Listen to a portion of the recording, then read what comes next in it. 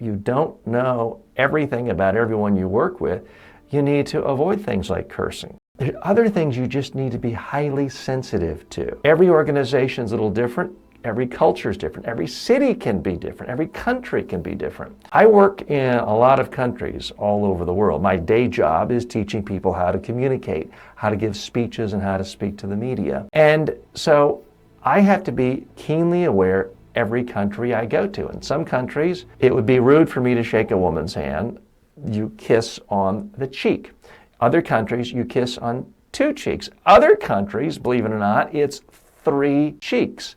I've got to look carefully where I am. Now, in certain countries, people of the opposite sex do not touch, or they don't kiss, they don't shake hands. You've got to be aware of what the cultural norms are so you don't violate them and you don't upset people. Part of emotional intelligence is simply not being selfish. It's not thinking about yourself all the time. Let's face it, the easy thing, the default position for any human being is to just think about me, me, me.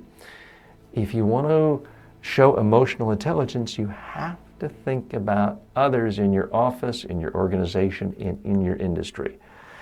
And a lot of times that's just about asking them how their day was, how their weekend was, how their vacation was, and actually listening.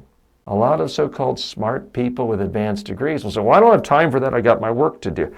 Guess what? This is your work. Getting along with people, showing emotional intelligence is a part of your work if you want to have a career and if you don't want to be seen as someone who's easily dispensed. You need to find out what are the names of the spouses and the children of the people you work with. What's going on in their life? You may be someone 27 and the idea of having a family and kids may seem bizarre to you. Well, you may have a coworker or a boss who is 47 and has a kid trying to get into college, and that's the number one thing they're thinking about in life. You need to find out what are their concerns. I don't mean be a busybody and try to find out everything going on with their life, but certainly if you have a coworker who's on pins and needles waiting to find out if their son or daughter gets into the college of their dreams, try to find out. Congratulate them if there's good news. Express sympathy if something bad happens, whether it's on the college front or an illness or a death of a close family member.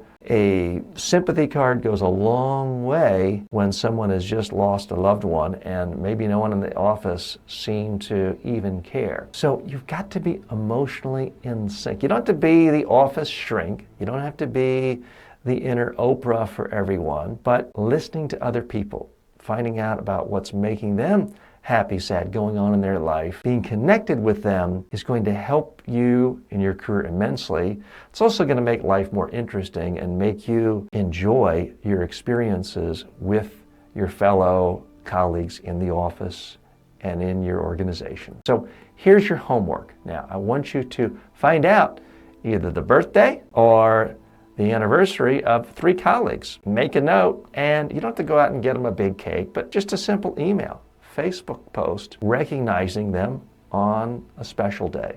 That's your homework. Leadership is a topic that gets a tremendous amount of discussion.